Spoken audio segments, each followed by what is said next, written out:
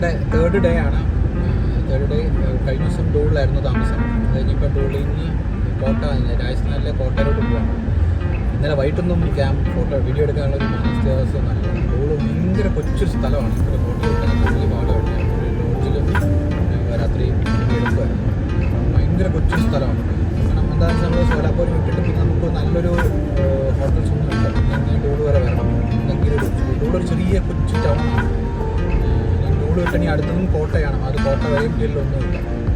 കോട്ട എന്ന് പറഞ്ഞാൽ രാജസ്ഥാനാണ്. ഇപ്പോൾ നമ്മൾ മധ്യപ്രദേശിൽ കിടക്കാൻ പോവാണ്. മധ്യപ്രദേശിൽ നിന്ന് രാജസ്ഥാനോടാണ്. യൂഷ്വലി കാണുന്ന പോലെ ഉണ്ടാകുന്ന തരിശ് ഭൂമിയാണ്. അങ്ങനെയൊന്നുമില്ല, കെട്ടിടങ്ങളോ അങ്ങനെയൊന്നുമില്ല. ഇങ്ങനെ ഭൂമികൾ ഇങ്ങനെ പിന്നെ മുഴുവൻ ലോറിയാണ്. ഇവിടെ 195 ഇൻഡോറിലേക്ക്. ആഗ്ര ഇങ്ങനെ 100 സംതിങ്ങോളം ഉണ്ട്. ഇവിടെ ഇൻഡോറിൻ്റെ ഒരു ഭാഗത്തോടെ കയറി പോകുന്നുള്ളൂ. ഇൻഡോറിലോട്ട് പോകുന്നില്ല, ഇൻഡോറിൻ്റെ ഒരു ഭാഗത്തോടെ ആണ് പോകുന്നത്. ഞാൻ കഴിഞ്ഞ തവണ ആക്ച്വലി ഡൽഹിയിലോട്ട് വന്നപ്പോൾ ഉള്ള റൂട്ട് എന്ന് പറഞ്ഞാൽ നമ്മുടെ ബാംഗ്ലൂർ, ഹൈദരാബാദിൽ നിന്ന് നാഗ്പൂരിൽ നിന്ന് ജാൻസി, സാഗർ അങ്ങനെയൊക്കെ വഴി ആഗ്ര വന്നു. ആഗ്രയിൽ നിന്ന് ഡൽഹി ആയിരുന്നു. ഈ പ്രാവശ്യത്തെ റൂട്ട് എന്ന് പറയുന്നത് ബാംഗ്ലൂരിൽ നിന്ന് ചിത്രദുർഗ, വിജയപുരം കഴിഞ്ഞ് സോലാപ്പൂരിലോട്ടാണ് വന്നത്. സോലാപ്പൂരിൽ നിന്ന് ഡോള്, കോട്ടയിൽ നിന്ന് നേരെ ഡൽഹി. ഇങ്ങനെയാണ് ഈ കോട്ട ഭാഗത്ത് എവിടെ വെച്ചിട്ടാണ് നോക്കുന്നുണ്ടെങ്കിൽ നമുക്ക് മുംബൈ ഡൽഹി എക്സ്പ്രസ് ഹൈവേ കണ്ടുവന്ന് കണക്ട് ആവുന്നുണ്ട്. അതിന് ക്ലിയർ ആയിട്ടില്ല, നോക്കണം അത് ക്ലിയർ ആവും, കണക്ട് ആകുന്നെന്നുള്ളത്. അപ്പം അങ്ങനെയൊക്കെയാണ് ഈ യാത്രയുടെ അപ്ഡേറ്റ്. ശരിക്കും പറയാം, ഇന്നലെ ഞങ്ങൾ വലിയതായിട്ടൊന്നും കഴിച്ചില്ല. ഇന്നലെ രാവിലെ സോലാപ്പൂരിൽ നിന്ന് ഹോട്ടലിൽ നിന്ന് കഴിച്ചൊരു വഴുതിയാണ്. പിന്നെ വൈകിട്ട് ഡോള് വന്നിട്ടാണ് ചെറുതായിട്ടൊന്ന് കഴിച്ചുള്ളൂ. കാരണം വിശപ്പൊക്കെ കിട്ടും. ഇന്നും ഇപ്പോൾ രാവിലെ ഒന്നുമില്ല. ഞങ്ങൾ ബ്രേക്ക്ഫാസ്റ്റ് ഒന്നും കിട്ടുന്നേ ഇല്ല.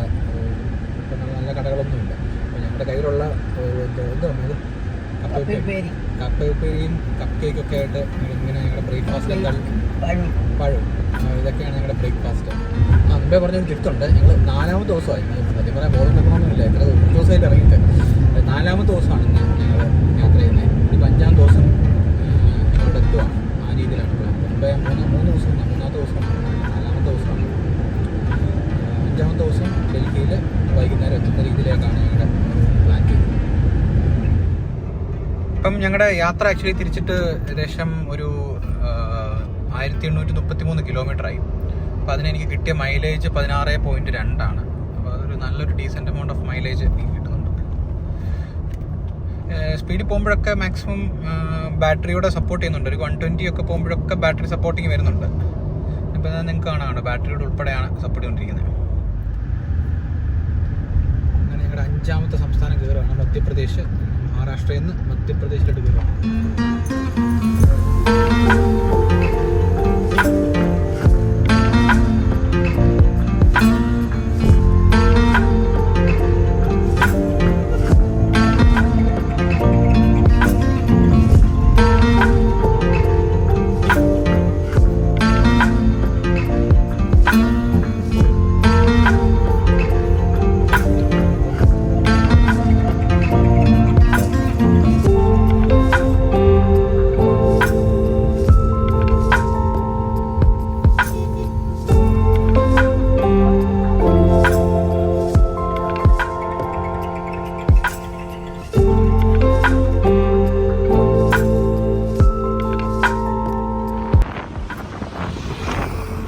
ഡൽഹി മുംബൈ എക്സ്പ്രസ് ഹൈവേ ആണ്.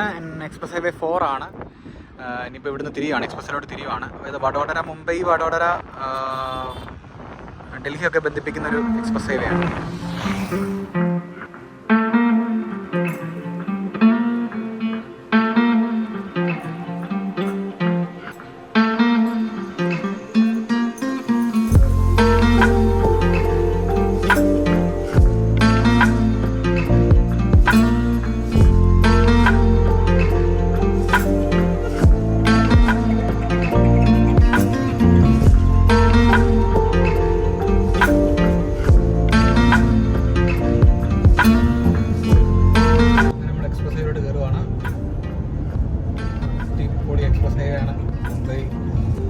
ഡൽഹി എക്സ്പ്രസ് ഹൈവേ എന്ന് പറയുന്നത് 6 വരിപ്പാതയ്ക്ക് മുകളിലുണ്ടെന്നാണ് തോന്നിയത്.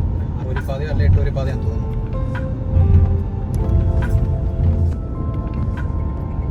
ടോളൊക്കെ കൊടുത്ത് ഡൽഹി വടകര മുംബൈ എക്സ്പ്രസ് ഹൈവേയിലോട്ട് കയറുവാണ്. ഭയങ്കര കാറ്റാണ് പുറത്ത്, ശക്തമായ കാറ്റാണ്. നമുക്കത് പുറത്തിറങ്ങിയാൽ പറന്നു പോലത്തെ കാറ്റാണ്. ചുറ്റി വളച്ച് എക്സ്പ്രസ് ഹൈവേ കൊണ്ടെത്തിക്കുകയാണ്.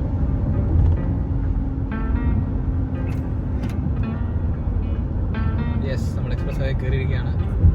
ഓ അടിപൊളി.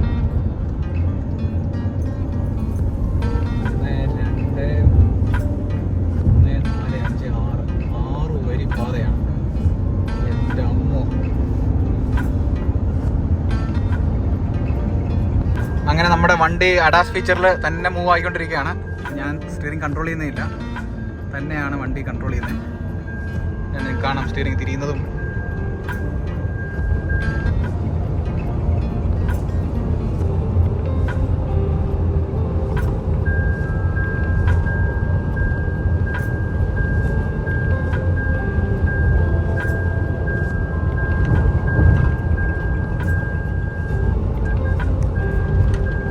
ഇടയ്ക്ക് നമ്മളോട് സ്റ്റിയറിംഗ് ഒന്ന് കൈവെക്കാൻ പറയും, നമ്മൾ ഉണ്ടോയെന്ന് അറിയാൻ വേണ്ടിയാണ്.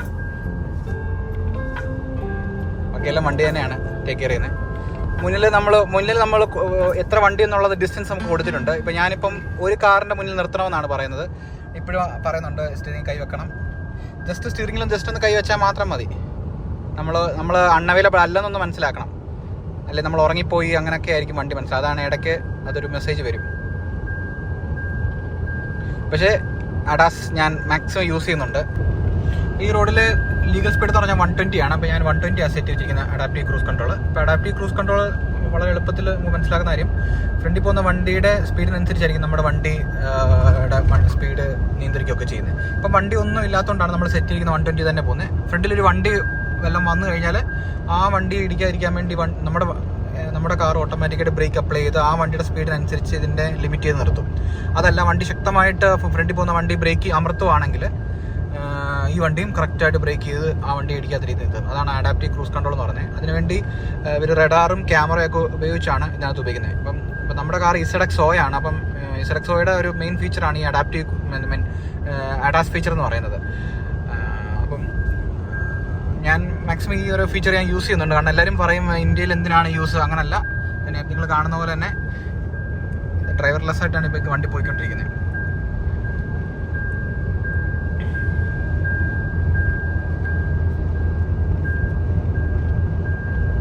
ഇത്ര സെക്കൻഡ് കൂട്ടിരിക്കുമ്പം നമ്മൾ വണ്ടി നമ്മളെ അലേർട്ട് ചെയ്യുന്നുണ്ട്, സ്റ്റിയറിംഗിൽ കയ്യിൽ വെക്കണം. കാരണം നമ്മൾ ഉറങ്ങിപ്പോവോ അല്ലാതെ നമ്മൾ അബോധാവസ്ഥയിലാവുമോ അങ്ങനെ ചെയ്യുന്നുണ്ടോ എന്ന് വണ്ടിയും നമ്മളെ മെഷർ ചെയ്യുന്നുണ്ട്. കണ്ടോ അവിടെ മെസ്സേജ് വരുന്നുണ്ടോ?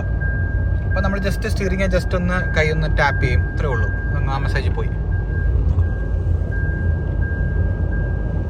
അതുകൊണ്ട് ഇപ്പോഴൊരു ചെറിയ വളവാണ്. ഈ വളവ് തന്നെ വണ്ടി കണ്ടോ സ്ലൈറ്റായിട്ട് അത് സ്റ്റിയറിംഗ് കറക്റ്റ് ചെയ്തുകൊണ്ടിരിക്കുകയാണ്.